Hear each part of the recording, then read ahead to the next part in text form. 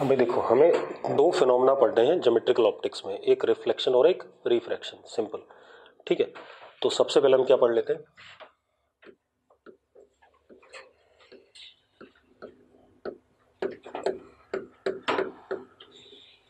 Reflection. ठीक है, ले हो गया कबाड़ा। कपिल जी भी ना कहानी बनाते ही जाते हैं।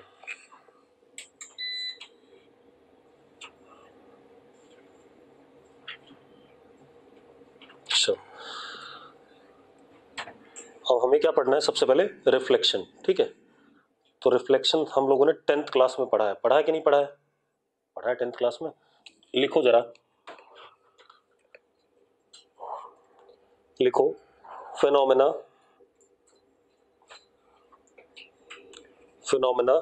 by virtue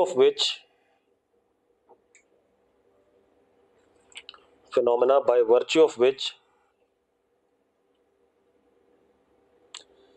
incident light energy is partially or completely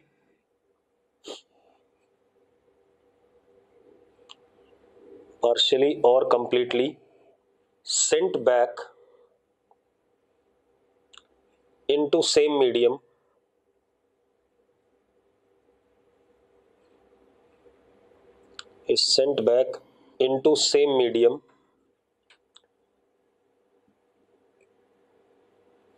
from which it is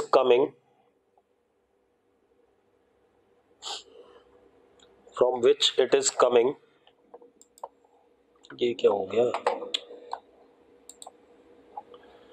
from which it is coming। ठीक है,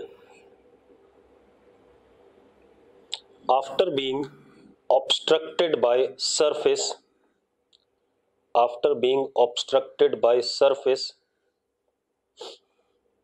is called as reflection,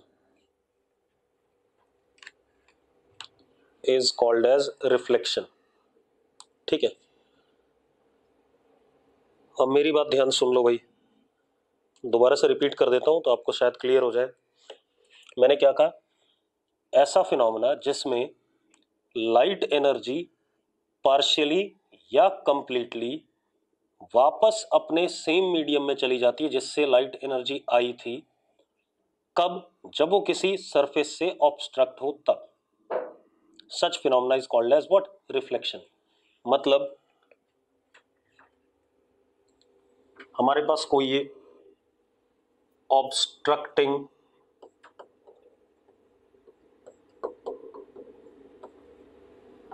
surface है, ठीक है, ये ऑब्स्ट्रक्टिंग सरफेस है, इसके ऊपर मीडियम 1, इसके नीचे मीडियम 2। अब वो क्या कह रहा है, लाइट इंसिडेंट मतलब जो ऑप्टिकल डिवाइस की तरफ आएगी। यहां ऑप्टिकल डिवाइस कौन है? Obstructing surface. ये इंसिडेंट आ गई।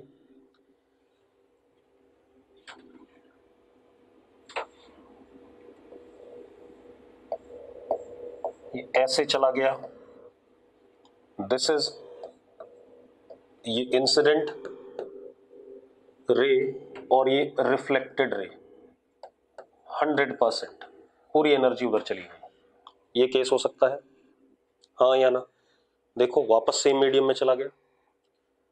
दूसरा हम ऐसा बना दें, suppose this is obstructing surface, this is incident,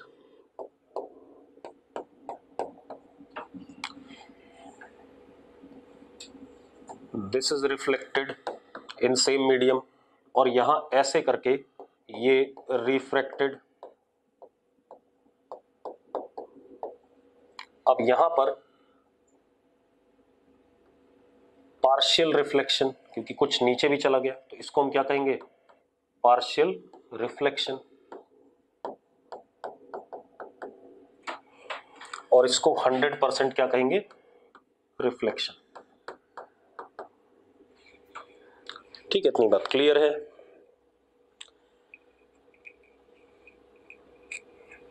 ठीक, तो इस फिनोमेना को हम रिफ्लेक्शन कहते हैं। ठीक है भाई, अब कुछ लॉज को फॉलो करता है ये फिनोमेना। ठीक है, वो लॉज कौन से हैं उनकी बात कर लें पहले हम।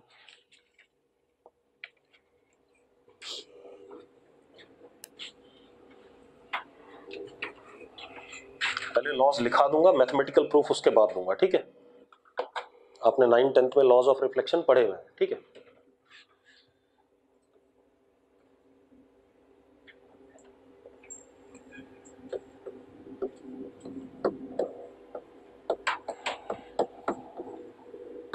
एक चीज का ध्यान रखना, हम यहां पर सिर्फ रिफ्लेक्शन की बात करेंगे, रिफ्रैक्शन की बात नहीं करेंगे जब तक हम रिफ्लेक्शन पढ़ रहे हैं। जब रिफ्रैक्शन पढ़ेंगे तो हम रिफ्लेक्शन भूल जाएंगे, बाद में दोनों को मिक्स करेंगे जब जरूरत पड़ेगी। ठीक है, इतनी बात। अब तो लॉज ऑफ रिफ्लेक्शन, मान लो हमारे पास ये एक प्लेन ऑब्स्ट्रक्टिंग सरफेस है। ऑब्स्ट्रक्टिंग सरफेस को हम रिफ्लेक्टिंग सरफेस भी कहते हैं बेटा।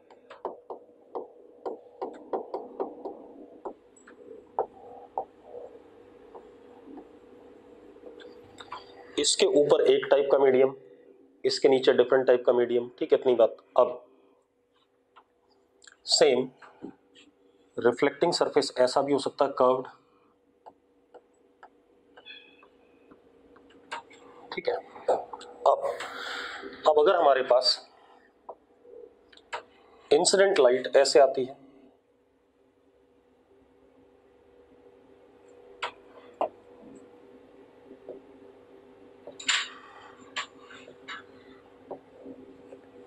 तो अब हम क्या करेंगे,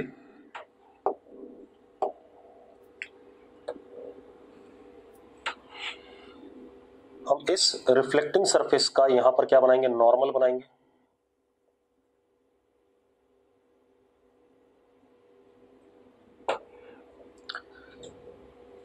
ये जो एंगल इंसिडेंट रे बना रहा है किसके साथ, नॉर्मल के साथ, उसको एंगल ऑफ इंसिडेंस कहा हमने।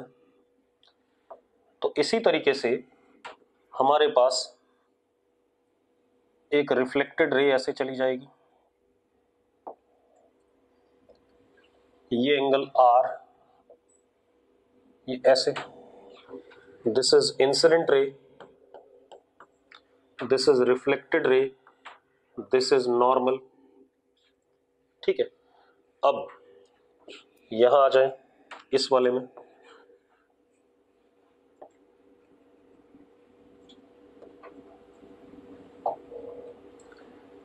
This is incident ray,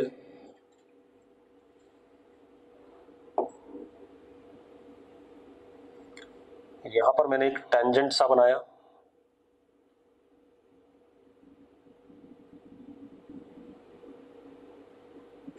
surface पे टेंजेंट बनाया, फिर मैंने ये नॉर्मल बना दिया भाई।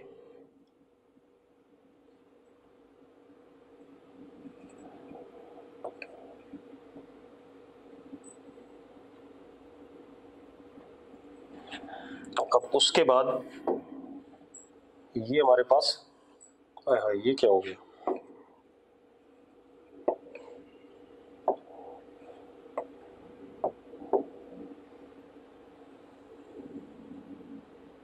ये हमारे पास रिफ्लेक्टेड रे। अब जरा देखो एक मिनट, ये incident ray, this is angle of incidence, ये reflected ray, this is angle of reflection, ये इंसिडेंट रे, ये नॉर्मल, और ये रिफ्लेक्टेड रे। अब लॉ ऑफ रिफ्लेक्शन क्या कहता है, सबसे पहले angle of incidence is equal to angle of reflection, पढ़ा हुआ है हमने। कोई रीजन दिया हो आपने 10th क्लास में, वो बता दो मुझे। पढ़ा तो सबने है भाई, रीजन क्या दिया था 10th क्लास तक, क्या रीजन दिया था हमने, कुछ तो दिया होगा, ऐसे थोड़ी है। साला 4-4 5-5 महीने NTSC की तैयारी करते हो, KVPY की करते हो और रीजन नहीं पता है। हर्षित विरवानी ने सही आंसर दिया है। ठीक है, बाकी का रीजन अभी सही नहीं है, चलो कोई बात नहीं। अब देखते हैं, एक तो ये हो गया। दूसरा, incident ray, normal, incident ray vector, normal vector and reflected ray vector all are in, पहले मैं लॉज बता रहा हूं, अभी प्रूफ अभी देंगे, ठीक है। All are in same plane, तीनों का प्लेन क्या होगा, सेम होगा। तीसरी चीज, रिफ्लेक्टिंग सरफेस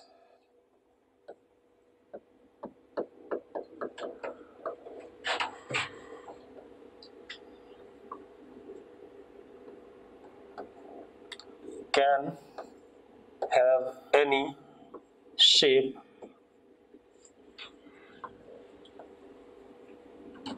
मतलब प्लेन भी हो सकता है, कर्व भी हो सकता है, उससे कोई लेना देना नहीं। भाई कर्व्ड ही है, यहां भी रिफ्लेक्शन देख रहे हो, यहां भी देख रहे हो, ठीक है, इतनी बात क्लियर है। अरे ठीक है भाई, ये लॉज है। अब एंगल आई बराबर एंगल आर ही क्यों हो रहा है, अब इस बात को डिसाइड करेंगे भाई हम। ठीक है, तो करते हैं डिसाइड। देखो एक मिनट, मेरी बात ध्यान सुनना।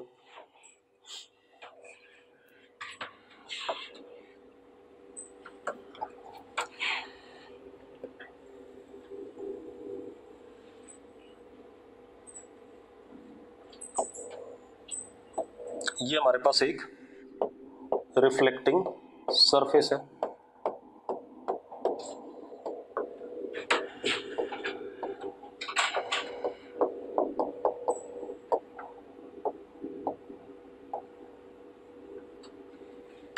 ठीक है, मेरी बात ध्यान सुनो, बनाना नहीं अभी। This is source of light, point source ले लिया मैंने, ठीक है। और ये हमारे पास डेस्टिनेशन है इस लाइट का, सेम मीडियम ऊपर, ऊपर मीडियम क्या है, homogeneous.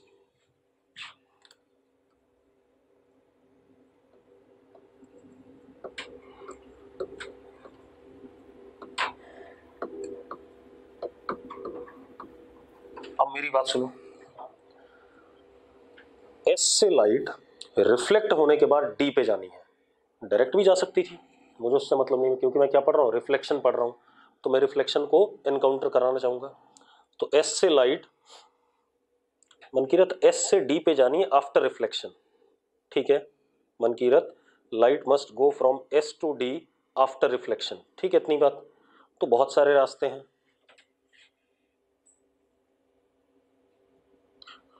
This is incident and this is reflected, ये है, ये है,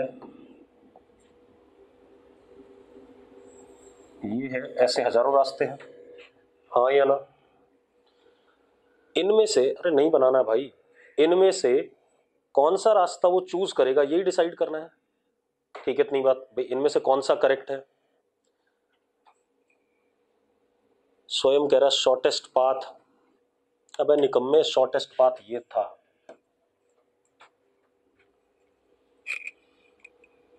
हाँ या ना।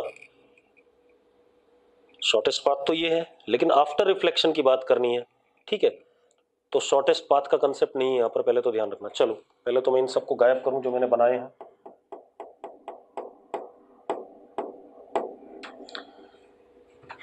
मैं क्या करता हूं, मैं एस का distance, perpendicular distance from surface of reflecting surface निकाल लेता हूं, कैलकुलेट कर दिया मैंने। सपोज दिस इज ए, ऐसे इसका भी निकाल लिया,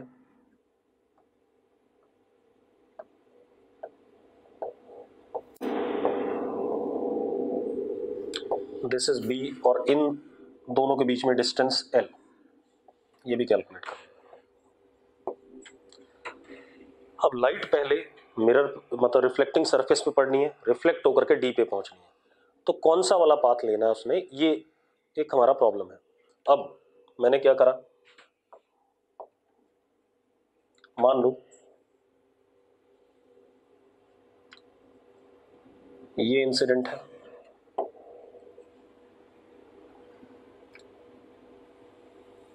ये रिफ्लेक्टेड है,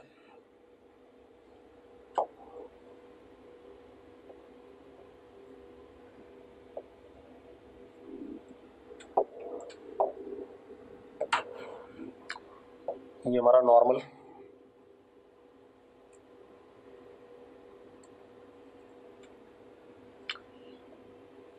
ये एंगल आई और ये एंगल आर। ऐसा ही है या नहीं? ठीक है, इतनी बात। अब एक बात बताओ, इस सरफेस के इस साइड मीडियम सेम है, तो स्पीड ऑफ लाइट मान लेते हैं कितनी है, v है। कितनी है स्पीड ऑफ लाइट? v। ठीक है, इतनी बात। अब जो s से d जाने में टाइम लगेगा, दैट वुड बी यहां से यहां तक आने का time, let it be t1, और यहां से यहां जाने का टाइम कितना, t2। यही होगा कि नहीं होगा? मुझे i और r कुछ पता नहीं है, मैंने कुछ भी किसी भी जगह पे हिट करा दिया, ठीक है। तो मैंने ये डिस्टेंस लिख दिया कितना, x, तो this would be l minus x। मानते हो या नहीं मानते हो? तो जो स्पीड लाइट की इस पे होगी वही स्पीड इस पे होगी, क्योंकि मीडियम क्या है, सेम है। अब t1 किसके बराबर है? t1 is distance upon speed, that is under root,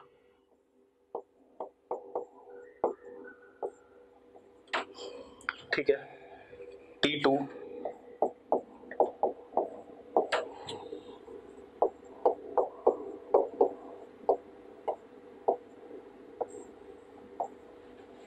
हाँ या ना? ठीक है भाई, ये t1 और t2 आ गए। अब जो टोटल टाइम होगा that would B t1 plus t2, s से d जाने में।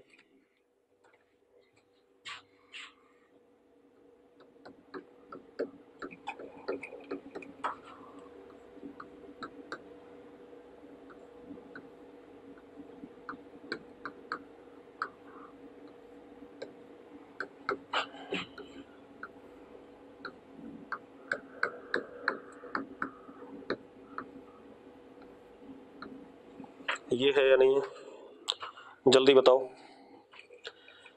अब मजेदार बात देखो, अब ध्यान सुनना बेटा, यहां खेल है। अब according to format,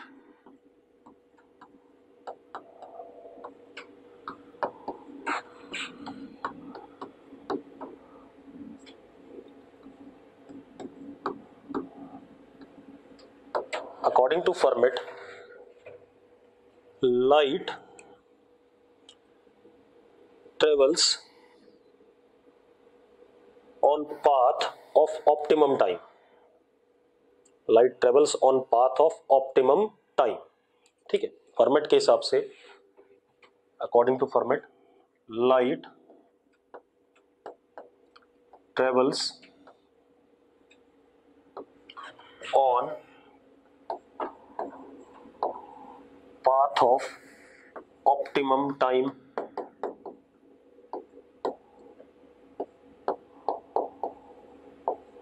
that is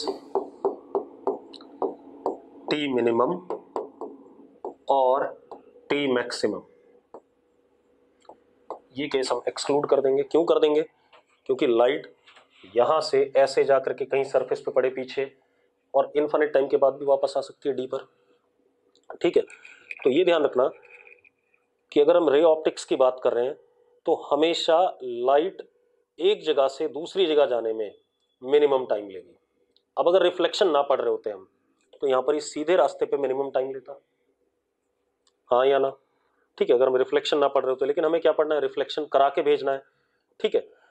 तो ये हमारे पास बेसिक चीज हो गई कि फॉर्मेट के हिसाब से लाइट हमेशा एक जगह से दूसरी जगह जब भी जाएगी तो ऑप्टिमम टाइम लेगी। ऑप्टिमम टाइम का मतलब मिनिमम या मैक्सिमम, तो हम किसको कंसिडर करेंगे, मिनिमम को, क्योंकि मैक्सिमम तो इनफाइनाइट टाइम हो सकता है, यहाँ से लाइट निकली ऐसे ही चली गई, वहां पहुंचेगी नहीं कभी, तो that would be what, in maximum time, ठीक है। इतनी बात, अब क्लियर है? इतनी बात क्लियर है भाई? पाथ का कोई लेना देना नहीं है, मिनिमम टाइम में जानी है, ठीक है। इतनी बात, रास्ता वो इसी हिसाब से चूज करेगा, ठीक है। तो हम ये भी कह सकते हैं light will travel along the path of minimum time. हम ये भी कह सकते हैं light will travel along the path of what, minimum time. तो हम ये लिख देते हैं light ray travels along path of minimum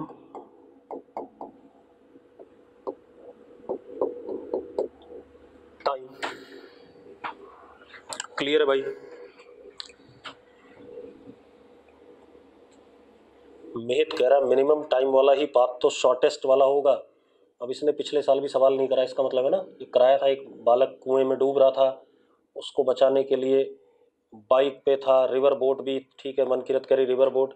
गधे आदमी, सब कुछ कराने के बाद भी वहीं बैठे रहते हो। अब देखो एक मिनट, अब जरा निकाल लेते हैं, ठीक है।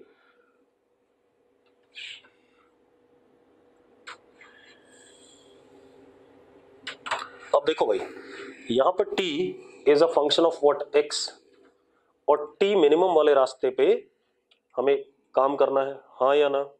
अब सुनो बेटा, अब क्या कहानी है, तो t is a function of x and हमें t मिनिमम चाहिए। तो क्या कहानी है, फॉर, ये क्या हो गया, for t minimum dt by dx must be equal to zero, हाँ या ना। dt by dx must be equal to zero, ठीक है। कर देते हैं dt by dx equal to zero. तो जरा देखो क्या आ रहा है, डिफरेंशिएट करा मैंने, कितना आ रहा है जरा देखो, x upon v under root A square plus X square is equal to l minus X. मैंने जीरो कर दिया बेटा, ठीक है। अब मैं मानता हूं डिफरेंशिएशन आपको आता है।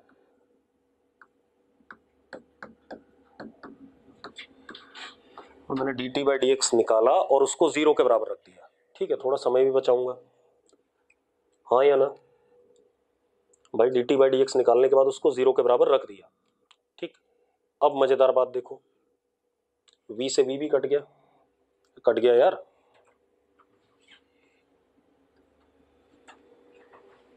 ठीक है। अब जरा देखो एक मिनट, अगर ये एंगल I है बेटा, तो ये वाला एंगल भी I कहलाएगा कि नहीं कहलाएगा, क्योंकि ये नॉर्मल है और ये भी परपेंडिकुलर है, एक दूसरे के पैरेलल है या नहीं है, ठीक है, ठीक। और ये एंगल R है तो ये भी R कहलाएगा, कहलाएगा कि नहीं कहलाएगा, ठीक। अब आप एक काम करो भाई,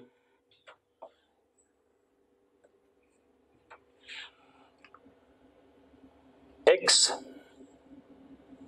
upon under root A square plus X square, यही लिखा हुआ है कि नहीं लिखा हुआ है, जरा देखो उधर। तो this would become sine I, बन जाएगा कि नहीं बन जाएगा। और यहां l minus X upon under root B square plus l minus X का होल स्क्वायर, तो this will become what, sine R. Angle I is equal to angle R ही वो रास्ता है जिस पे टाइम क्या लग रहा है, मिनिमम लग रहा है, हाँ या ना। एंगल आई बराबर एंगल आर वाला कौन सा रास्ता जिस पे समय क्या लग रहा है, मिनिमम लग रहा है, क्लियर, ठीक है। अब ये कहानी आ गई हमारे पास।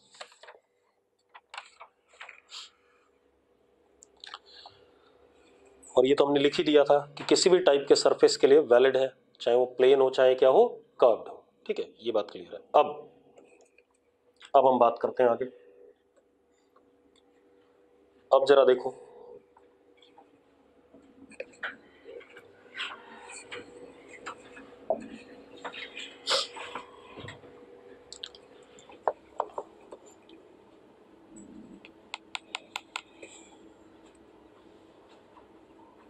लिख लिया भाई,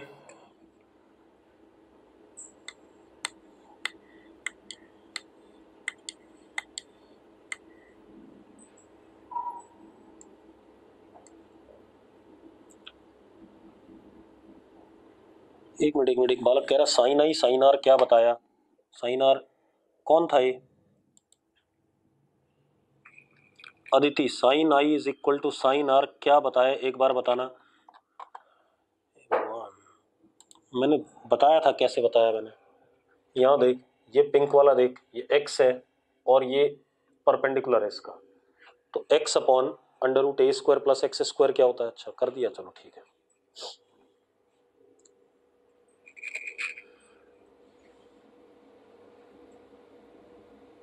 क्या कह रहा है हर्षित उर्वानी, क्या कहना चाहता है ये समझा दे मुझे भाई, कि मुझे तेरी बात समझ में नहीं आई।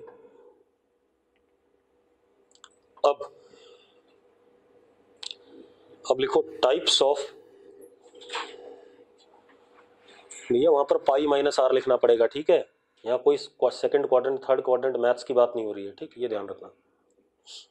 अब क्या कहानी है, मतलब मैं वो जनरल सॉल्यूशन की बात नहीं कर रहा हूँ कि I is equal to N pi plus minus 1 की पावर एन आर, ठीक है, वो बात हम नहीं कर रहे हैं। अब लिखो जरा types of reflection, types of reflection. अब टाइप्स ऑफ रिफ्लेक्शन में सबसे पहले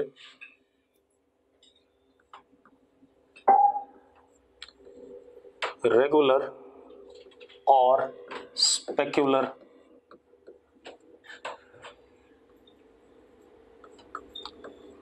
रिफ्लेक्शन, रेगुलर और स्पेकुलर रिफ्लेक्शन। इसमें खेल क्या है, ध्यान से समझना। ये हमारे पास एक रिफ्लेक्टिंग सरफेस है, इंसिडेंट बीम आ रही है, रे नहीं आ रही है, इंसिडेंट बीम आ रही है और पैरेलल आ रही है।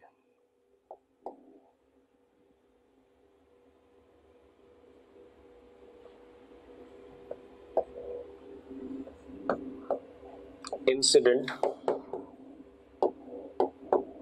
पैरेलल बीम, और अगर मैं इस केस को देखूं तो इसका आई और इसका आई दोनों का सेम है, ये पैरेलल है तो दोनों के आई क्या होंगे? सेम होंगे।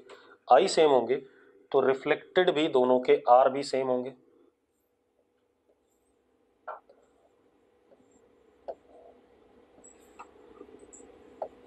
तो रिफ्लेक्टेड रे या रिफ्लेक्टेड बीम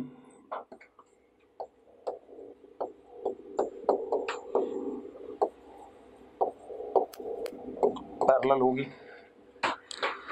ठीक है। तो इस केस को हम रेगुलर या स्पेकुलर रिफ्लेक्शन कहते हैं, ठीक है, इतनी बात। इस केस को हम क्या कहते हैं? रेगुलर या स्पेकुलर रिफ्लेक्शन, ठीक है। अब दूसरी बात,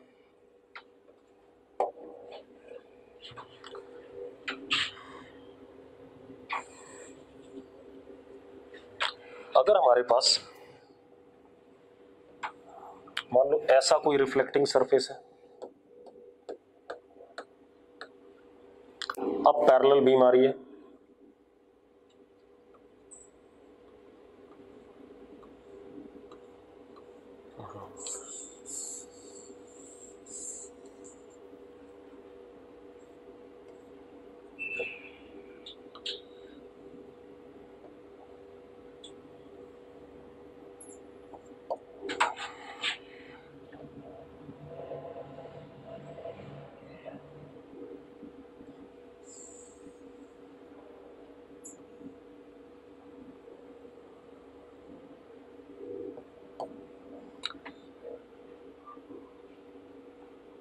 अब जरा देखो, ये रिफ्लेक्टेड ऐसा गया और ये रिफ्लेक्टेड ऐसा गया, तो क्या रिफ्लेक्टेड बीम पैरेलल है? रिफ्लेक्टेड बीम पैरेलल नहीं है, तो इस वाले को हम क्या कहते हैं? इर्रेगुलर और डिफ्यूज्ड रिफ्लेक्शन, इर्रेगुलर और डिफ्यूज्ड रिफ्लेक्शन।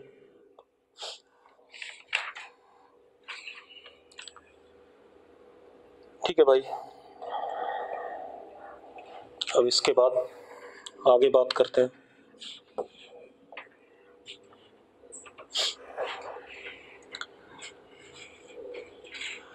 अब एक चीज देखो यार, अगर आपके पास YZ plane is reflecting surface,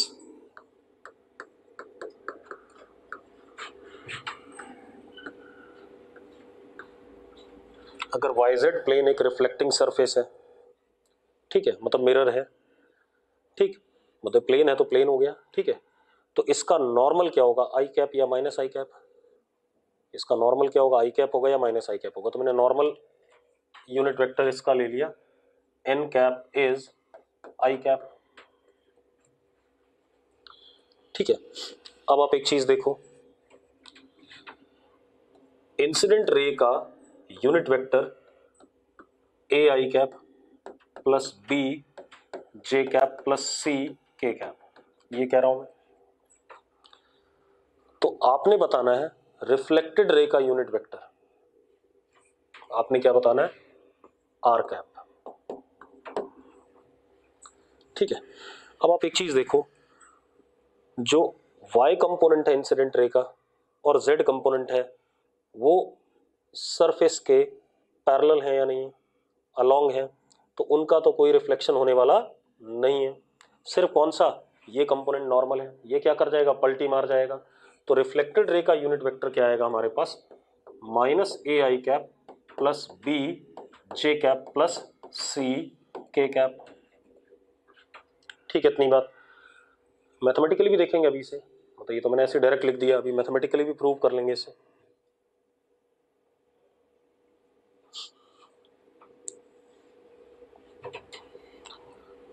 आप लिखो इस बात को, नोट कर लिया?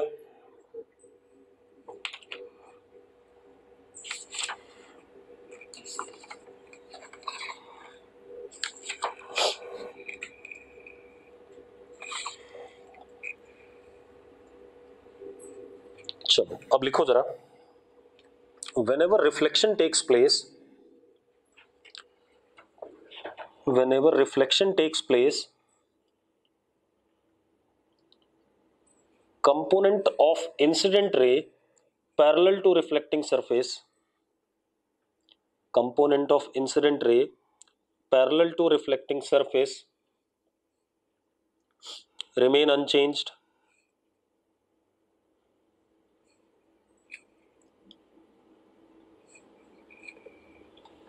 component of incident ray parallel to reflecting surface remain unchanged, लिख लिया। but component perpendicular to reflecting surface reverses its direction, component perpendicular to reflecting surface reverses its direction, यही तो करा हमने इसमें, अरे हाँ या ना, component perpendicular to reflecting surface reverses its direction। अब थोड़ा सा अलग बात करते हैं, लिखो इसी का मैथमेटिकल प्रूफ देखते हैं। लिखो vector form of law of reflection, vector form of law of reflection,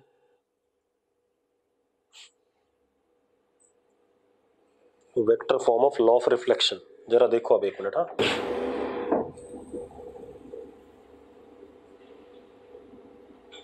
हमारे पास ये रिफ्लेक्टिंग सरफेस है, ये क्या हो रहा है,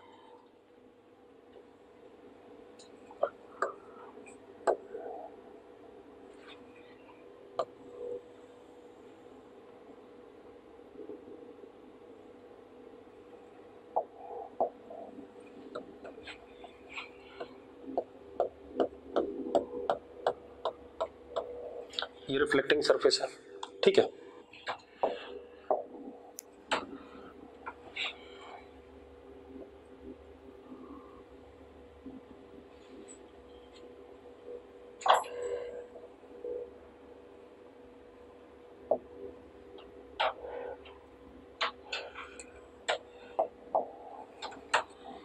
ये हमारे पास इंसिडेंट रे है, इसका यूनिट वेक्टर में गिवन है आई कैप और हमें नॉर्मल भी गिवन है।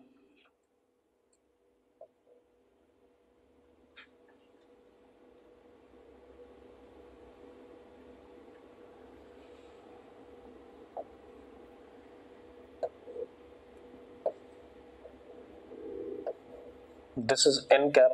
बेटा इस साइड नहीं है रे, इस साइड मैंने प्रोजेक्ट करी है सिर्फ, ठीक है, इतनी बात, क्योंकि यहीं से क्या हो जाएगी, रिफ्लेक्ट हो जाएगी।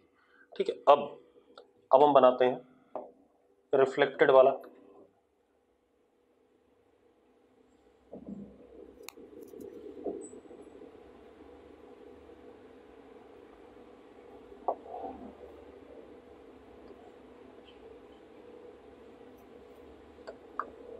आर कैप, हमें आई कैप और एन कैप गिवन है और एक चीज हमें पता है, this angle I and this angle R, angle I is equal to angle R. ये पता है कि नहीं पता है? मुझे क्या निकालना है, सिर्फ गिवन क्या है, आई और एन कैप। आर कैप को बताना है in terms of I cap and N cap, इन दोनों के टर्म्स में। ठीक है, इतनी बात। अब ठीक है भाई, अब जरा ध्यान सुनना।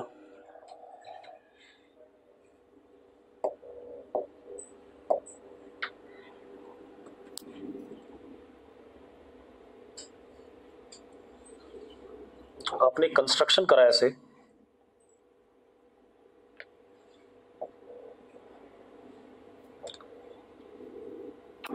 नॉर्मल, ठीक है, ये point x y z w ऐसा कुछ, ठीक है, इतनी बात। अब मेरी बात सुनो, ध्यान सुनना, आप यहां दिमाग लगाना है। हमने इसको एरो दे दिया तो this becomes X Y vector, बनता है कि नहीं बनता है? इसको एरो दे दिया तो this become Y W vector, और इसको एरो दे दिया this becomes X W vector. बनता है कि नहीं बनता है? हाँ या ना? From the triangle of vector addition X Y vector plus Y W vector is equal to X W. ठीक है, इतनी बात। ट्राइंगल ऑफ वेक्टर एडिशन अगर हम लगाते हैं तो हमारे पास आता है एक्स वाई वेक्टर प्लस या X W vector is equal to X Y vector plus Y W vector. ये सुनो, ये सुनो। अब एक्स वाई को क्या लिख सकता हूं मैं, एक्स वाई को लिख सकता हूं X Y into I cap, magnitude into direction. ठीक है, एक्स डब्ल्यू को लिख सकता हूं X W into R cap. ठीक है, चलो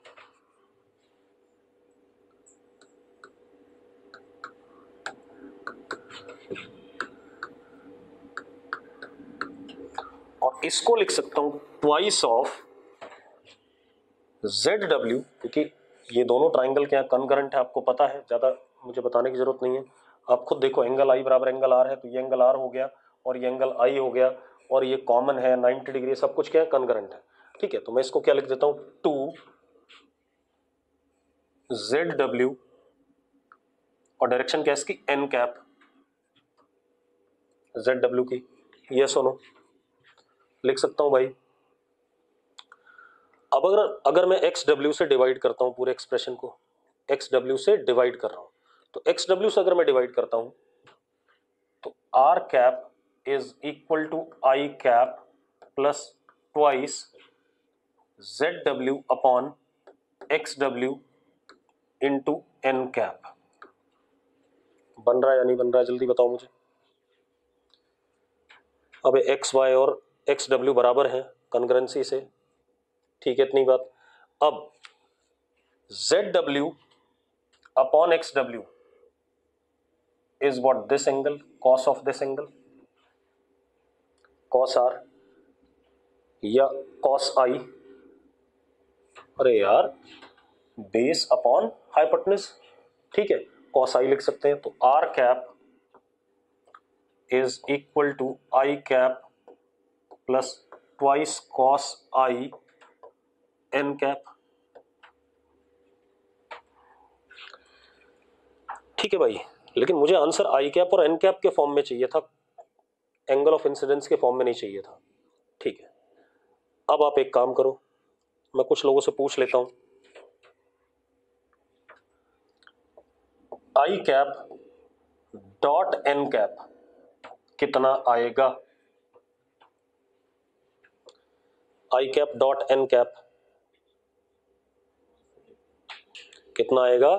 हार्दिक ने कॉस आई लिखा है, और कोई सूर्या ने कॉस आई लिखा है, दीप ने कॉस आई लिखा है, सबने गलत लिखा है भाई, सबने गलत लिखा है। माइनस कॉस आई, हर्षित विरमानी होशियार है, साक्षी ने भी सही लिखा है माइनस कॉस आई।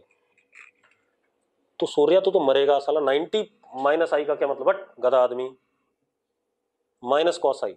ठीक है, आप ऐसे देखो, बड़े निकम्मे हो। आई कैप का मैग्नीट्यूड 1, एन कैप का 1। एंगल अगर आप देखो ध्यान से, बड़े बेकार से बच्चे हो यार, एंगल अगर आप ध्यान से देखो आई कैप और एन कैप के बीच में, तो भाई ये एंगल है बिटवीन टेल एंड टेल, और ये एंगल है, तो ये हो जाएगा कॉस 180 माइनस आई, यानी कि कितना, माइनस कॉस आई।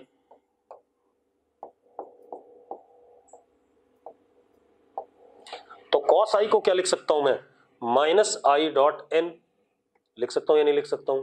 तो हमारे पास क्या आ गया भाई, जरा देखो, R cap is equal to I cap minus twice I cap dot N cap into N cap. ये आ रहा है कि नहीं आ रहा है? This is what law of reflection in vector form. अब ये कहानी हो गई, हो गया, लिख लिया भाई। चलो एक और वेक्टर फॉर्म बता देता हूं, एक और बता देता हूं मैथ्स वालों के लिए।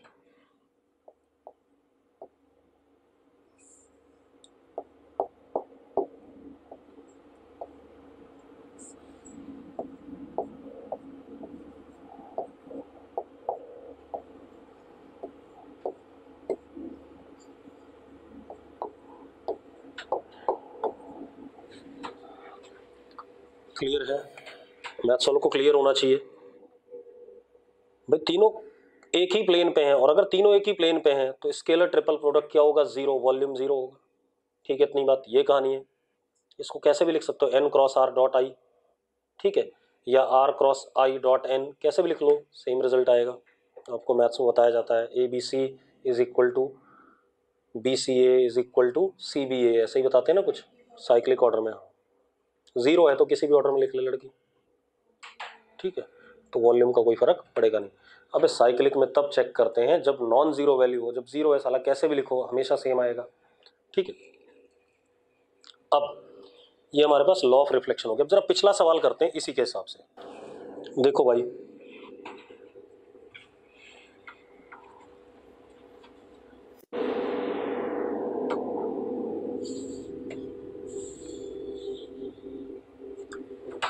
पिछला सवाल क्या था हमारे पास, N cap was I cap and I cap was A I cap plus B J cap plus C K cap.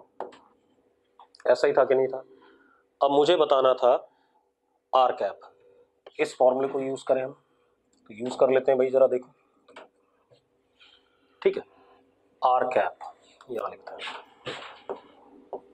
Is equal to I cap A I cap plus B J cap plus C K cap. I cap तो ये हो गया, अब minus twice of I dot N, निकम्मो I dot N करो, A सिर्फ ए आएगा बाकी कुछ नहीं आएगा, तो twice of A into N cap is what I cap. जरा देखो क्या आ गया,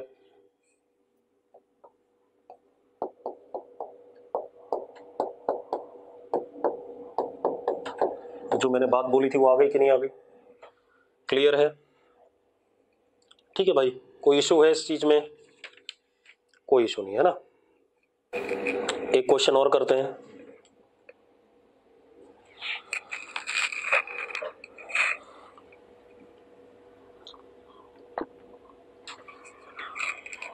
एक क्वेश्चन और करते हैं।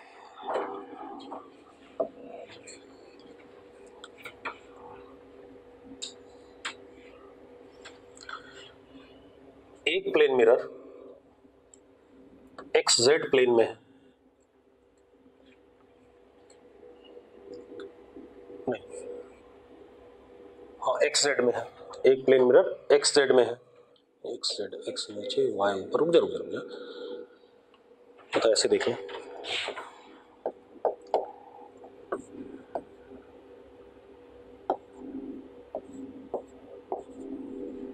एक ऐसे लेना चाहता हूं मैं और एक ऐसे लेना चाहता हूं। ठीक है, एक तो एक्स जेड हो गया, इसका यूनिट वेक्टर ले लिया हमने जे कैप, और एक मैंने वाई जेड ले लिया। कौन सा ले लिया? Y Z. इसका unit vector I cap. Incident unit vector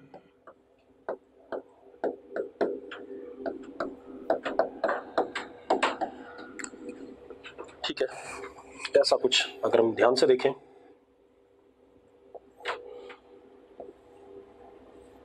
दोनों म्यूचुअली परपेंडिकुलर है मिरर्स, 1 एंड 2।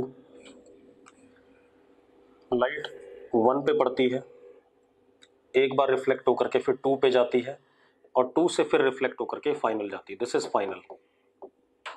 तो मुझे फाइनल वाले का यूनिट वेक्टर चाहिए। ठीक है, फाइनल वाले का क्या चाहिए? यूनिट वेक्टर चाहिए। क्लियर है? ठीक है, आपको जो मैंने डायग्राम बनाया उससे दिख रहा है कि एंटी पैरेलल हो रहा है इनिशियल वाले का। ठीक है, तो जरा निकाल के दिखाओ। ये है तो इनिशियल।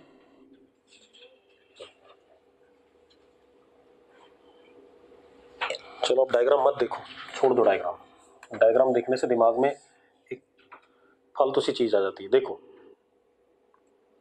देखो भाई, आप एक काम करो, पहला इससे हुआ, इससे हुआ, तो पहला R1 जो आएगा वो दूसरे वाले के लिए क्या होगा? इंसिडेंट होगा। तो पहला R1 जो है दैट इज सीधे सीधे एक्स जेड, जे कैप था वो पलट जाएगा। चलो पहले प्रॉपर फॉर्मेट में लिख लेता हूं। कितना? I cap minus twice I cap dot N cap that is J into what? J. ऐसा लिखूंगा कि नहीं लिखूंगा? मैं कुछ नहीं कर रहा हूं, मैं ऐसे ही छोड़ रहा हूं। ठीक है, इतनी बात, फालतू मेहनत नहीं करना चाहता। ये लिखेंगे कि नहीं लिखेंगे? ठीक है, अब ये इंसिडेंट हो गया दूसरे वाले के लिए।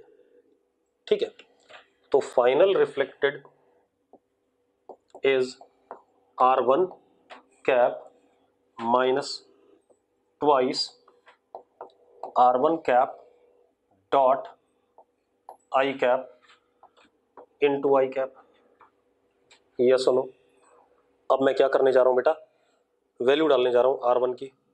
ठीक है, R cap is equal to I cap minus twice I dot J into J cap. मैं जानबूझ के थोड़ा सा बड़ा खींच रहा हूं, ठीक है, क्योंकि उसके पीछे पर्पस है। माइनस, अब ये वाली टर्म, ये वाली टर्म है ना R1। R1 में देखो, एक तो आई कैप डॉट आई कैप होगा और इसके साथ 0 हो जाएगा। ठीक है, इतनी बात। तो minus twice I cap dot I cap, ठीक, इतनी बात, इनटू आई कैप। ये आएगा कि नहीं आएगा? हाँ या ना? अब आप एक चीज देखो, अगर हम इसको देखें आई डॉट जे, आई डॉट जे, आई डॉट जे देखें तो यहां आता है -2b और यहां आता है क्या? -2a। ठीक है, इतनी बात। तो आर कैप क्या हो जाएगा? Simply -a I cap minus B J cap plus C K cap, ये सुनो। ठीक है, तीसरा कंपोनेंट एज इट इज रहेगा। ठीक, कोई दिक्कत नहीं इसमें। और वैसे भी देख लो, अगर पहले वाले के साथ करता है तो माइनस बी हो जाएगा, दूसरे वाले के साथ करेगा तो क्या हो जाएगा, माइनस ए हो जाएगा। ठीक है, इतनी बात क्लियर है। अब कोई दिक्कत है इसमें? चल, अब हम बात करेंगे, ये तो हो गया रिफ्लेक्शन, हमने पढ़ लिया। अब हम पढ़ेंगे रिफ्लेक्शन बाय प्लेन मिरर और उसके बाद रिफ्लेक्शन बाय स्फेरिकल मिरर। ठीक है, इतनी बात। तो लिखो जरा, reflection by plane mirror, reflection by plane mirror, reflection by plane mirror. अब देखो भाई, अब हमारे पास रिफ्लेक्टिंग सरफेस प्लेन है, सिंपल सी कहानी है। सबसे पहले हम बात करेंगे image formation by plane mirror, image formation by plane mirror.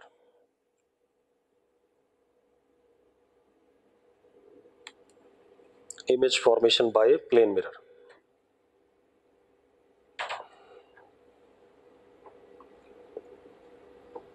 ठीक है, अब जरा देखो,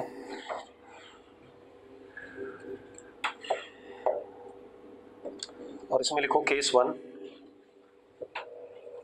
फॉर पॉइंट ऑब्जेक्ट। पहले इमेज फॉर्मेशन किसका कर लेते हैं, पॉइंट ऑब्जेक्ट का। ठीक है,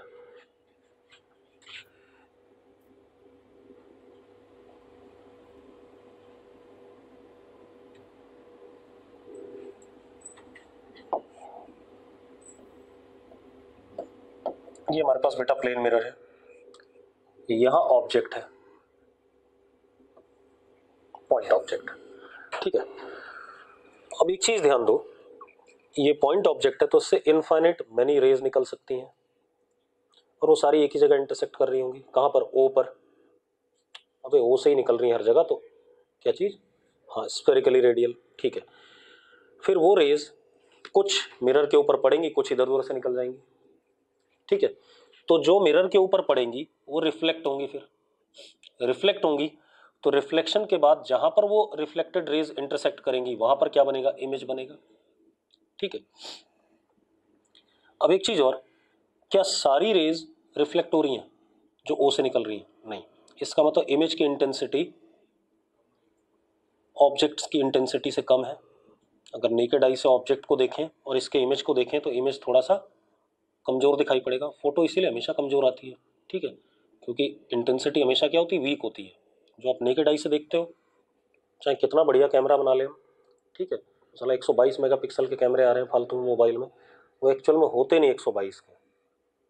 ठीक है, हमेशा कैमरे का एफ नंबर देखना, जितना छोटा उतना अच्छा। एप्पल के कभी इतने बड़े मेगापिक्सल के नहीं आते कभी भी, लेकिन फोटो एप्पल वाले से ज़्यादा अच्छी खिंचती है शायद। ठीक है, वो इसीलिए क्योंकि F number of lenses smaller. ठीक, कोई बात नहीं। अब अब क्या कहानी है, तो रिफ्लेक्टेड रेज जहां इंटरसेक्ट करेंगे वहां इमेज बनेगी। अब खेल क्या है, हजारों रिफ्लेक्ट इंसिडेंट रेज होंगी और हजारों रिफ्लेक्टेड रेज होंगी, मुझे उनसे कोई लेना देना नहीं। मुझे दो इंसिडेंट से मतलब है और दो रिफ्लेक्टेड से मतलब है, क्योंकि जहां पर दो रिफ्लेक्टेड इंटरसेक्ट करेंगे वहीं पर बाकी भी करेंगे। ठीक है, तो दो इंसिडेंट और दो रिफ्लेक्टेड ले लें हम। ठीक है, और उसमें से भी एक इंसिडेंट रे कौन सी लेनी है,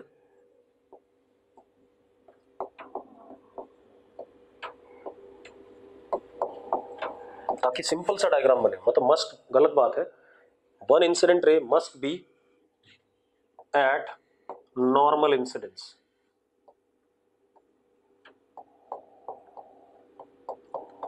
ताकि डायग्राम अच्छा बने। ठीक है, इतनी बात, बाकी कोई पर्पस नहीं है इसका। ठीक है, अब बना लेते हैं भाई। तो एक इंसिडेंट हमने ये भेज दी। नॉर्मल इंसिडेंस का मतलब क्या होता है, angle I is equal to 0, यही मतलब है, सीधे पड़ गया। अब यही नॉर्मल होगा तो एंगल आई क्या है, 0 है। ठीक है, अब इसकी रिफ्लेक्टेड, अब भाई अगर हम इसकी रिफ्लेक्टेड देखें तो वो क्या होगा। हाँ जी सर, नमस्कार, बताओ। अच्छा अच्छा, ठीक है ठीक है ठीक। फोन नंबर वगैरह मुझे अभी कॉल कर लेगी जरा ना, ठीक है। अच्छा यही नंबर, ठीक है, ऐड कर लो। ठीक ठीक। अब सुनो भाई, अब क्या कहानी है, रिफ्लेक्टेड रे एंगल आई 0 तो एंगल आर भी 0 है, हाँ या ना, यही होगा। अब हम आ जाते हैं दूसरी इंसिडेंट, कोई भी ले लो बेटा, तो मैंने ये ले लिया दूसरा इंसिडेंट।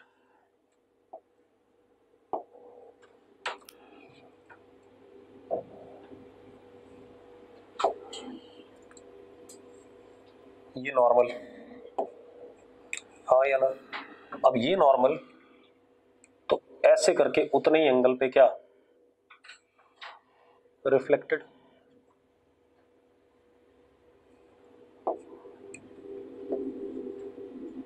अब ये एंगल आई तो ये भी एंगल आई, बराबर ही होंगे दोनों, कोई दिक्कत नहीं, दो ही चाहिए, ठीक है। अब एक बात बताओ यार, जो दोनों इंसिडेंट रेज हैं, ये वाली और ये वाली, इंसिडेंट रेज मिरर के ऊपर या ऑप्टिकल डिवाइस के ऊपर क्या पड़ रही है, डाइवर्जिंग, तो ये ऑब्जेक्ट कैसा है, रियल है या नहीं है। जो रिफ्लेक्टेड रेज हैं वो ऑप्टिकल डिवाइस से डाइवर्जिंग निकल रही है, मतलब इमेज वर्चुअल बनेगी। इमेज कैसे बनेगी, वर्चुअल, जहां पर ये दोनों इंटरसेक्ट करेंगे। तो चलो बना देते हैं।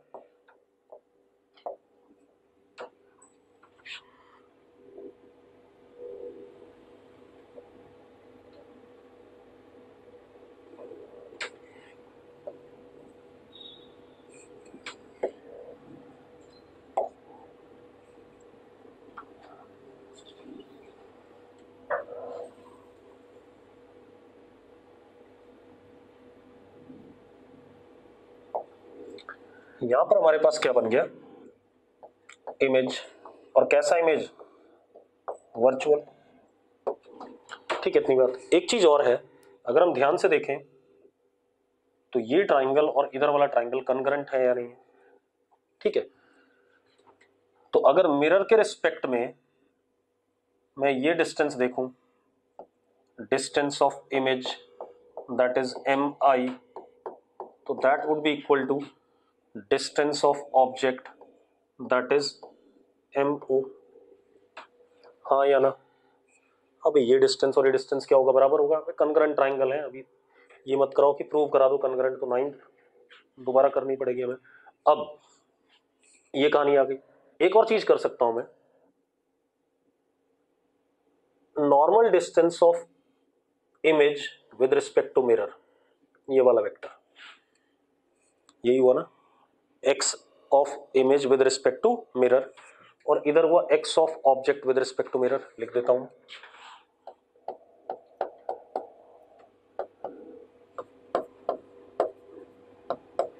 अगर मैं दोनों को ऐड करता हूं, आयुष कितना आएगा, ये तो 0 आएगा भाई, हाँ या ना, 0 आएगा बेटा इन दोनों का सम, यानी कि एक्स आई एम मैग्नीट्यूड में एक्स ओ एम के बराबर है, लेकिन एंटी पैरेलल है, ठीक है। चलो ये तो हो गया, ऑब्जेक्ट रियल था, इमेज वर्चुअल, ठीक है। अब अगला देखते हैं इसी में,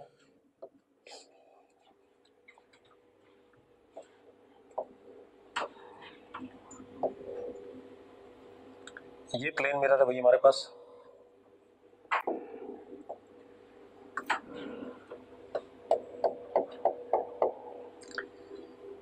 अब एक इंसिडेंट रे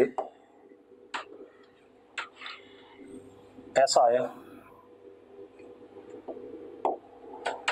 नॉर्मल,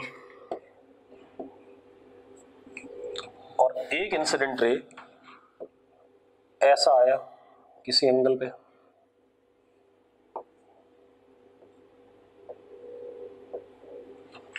अब एक बात बताओ, ऑब्जेक्ट कैसा, ऑब्जेक्ट वर्चुअल, ठीक है। इतनी बात, क्योंकि incident rays are what, converging on the optical device, ठीक है।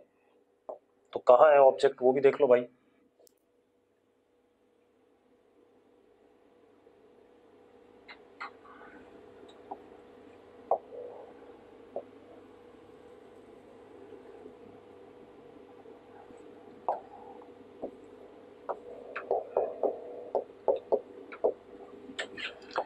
अब देखो यार, हमारे पास रिफ्लेक्टेड रे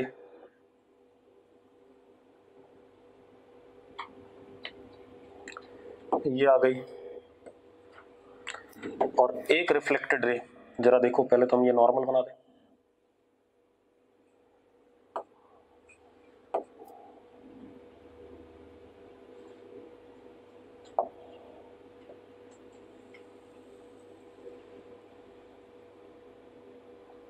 ये आ गया भाई, this is angle I, this is angle I, ये दोनों रिफ्लेक्टेड यहां इंटरसेक्ट कर रहे हैं, तो यहां क्या बन गया, इमेज। और इमेज कैसा, रियल। सारी बातें अभी भी सही है कि ऑब्जेक्ट का distance from the mirror and image का distance from the mirror is what, same. ठीक है, इतनी बात। लेकिन एक चीज और पता चली, फॉर प्लेन मिरर, ये बात सिर्फ प्लेन मिरर के लिए सही है।